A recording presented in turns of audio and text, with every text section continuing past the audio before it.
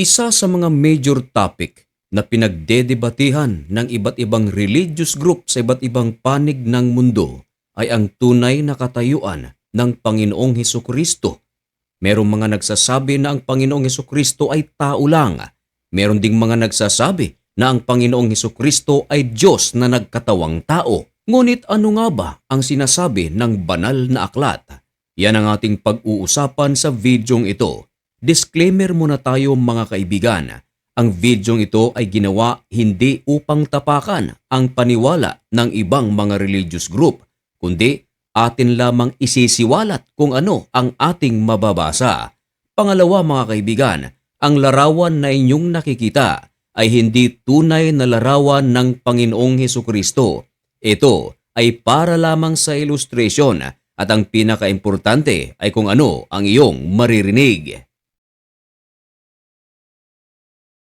Marahil ay isa ka sa mga nagsusuri, naghahanap ng kasagutan sa isang napakatinding katanungan tungkol sa kung ano ang tunay na katayuan ng Panginoong Hesukristo. Siya nga ba'y tao lang o siya nga ba'y Diyos?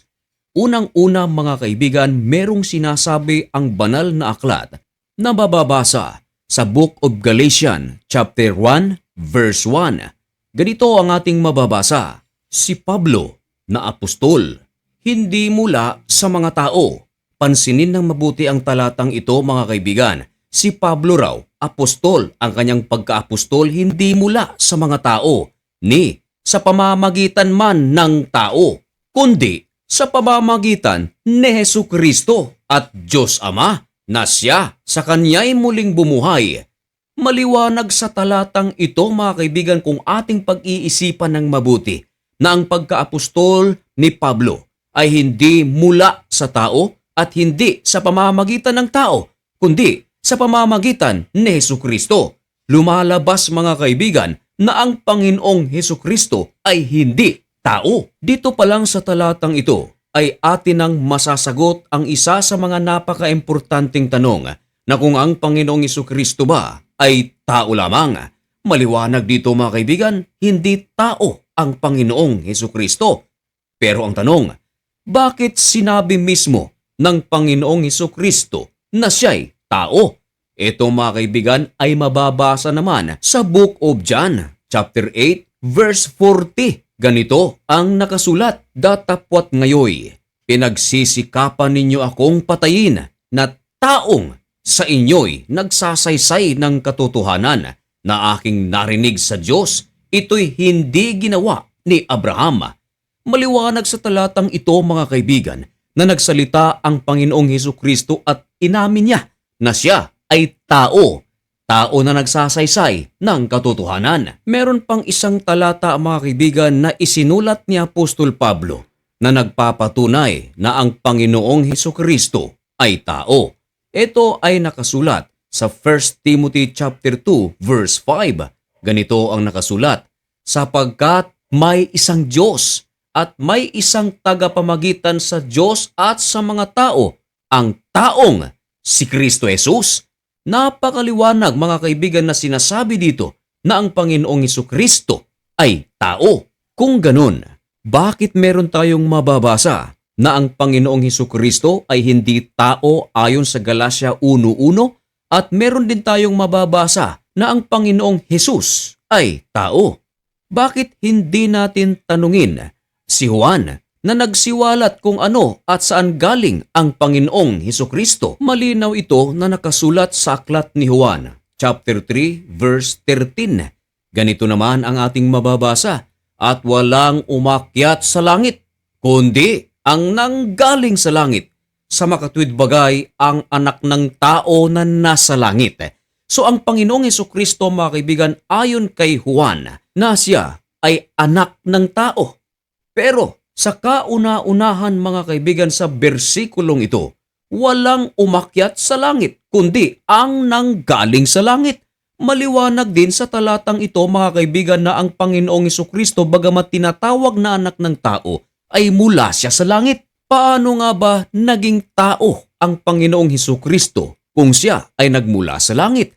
Alam naman siguro ng ating mga tagapakinig na ang Panginoong Hesukristo ay ipinanganak ni Maria si Maria at si Jose ay hindi nagsiping upang maging dahilan ng pagkalikha kay Panginoong Hesukristo bilang tao, kundi ang Panginoong Hesukristo ay lalang ng Espiritu. Ang ebidensya rito mga kaibigan ay mababasa sa Book of Matthew chapter 1 verse 18. Ganito ang nakasulat, ang pagkapanganak nga kay Hesukristo ay ganito, nang si Maria na kanyang ina ay mag-aasawa kay Jose. Ang salitang mag-aasawa ay hindi pa nga sila mag-asawa. Bago sila magsama, ang salita namang bago magsama, hindi pa sila nagsasama. Pero nasumpungan siyang nagdadalang tao sa pamamagitan ng Espiritu Santo.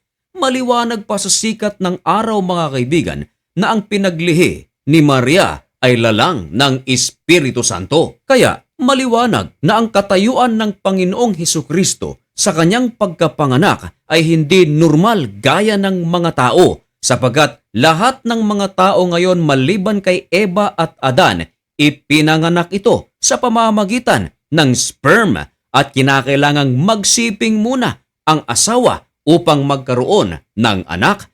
Pero sa pagkakataong ito, kay Jesus Christ mga kaibigan ay wala pang pagsasamang nangyayari. Hindi pa nga sila nag-aasawa. Pero nasumpungan na si Mary ay nagdadalang tao at ito ay sa pamamagitan ng Holy Spirit. Meron pang isang hiwaga mga kaibigan na isinalaysay ni Juan na nagsasabing merong isang berbo na nagkatawang tao.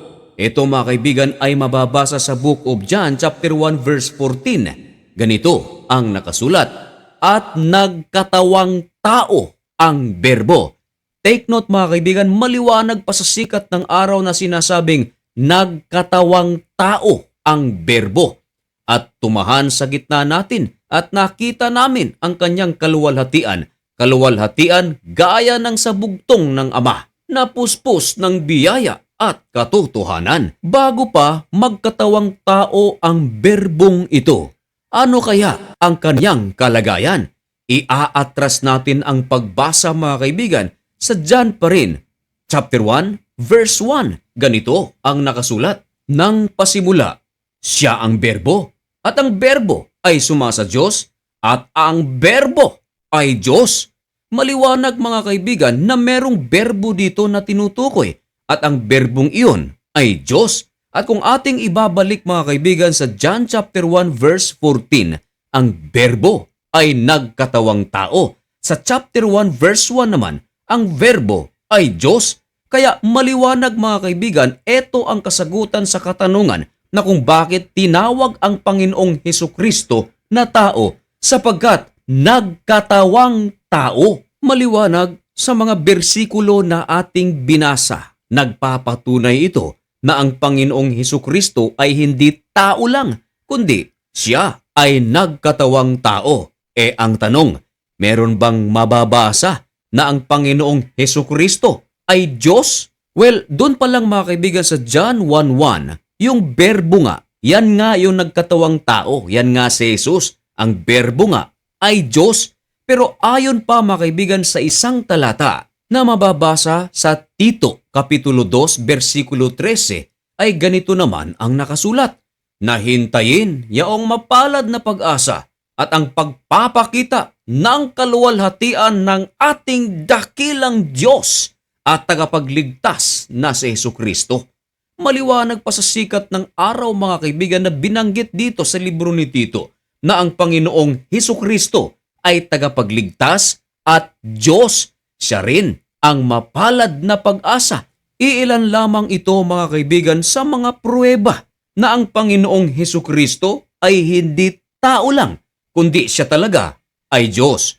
Kung kayo naman ang tatanungin mga kaibigan, ano ang iyong pinaniniwalaan?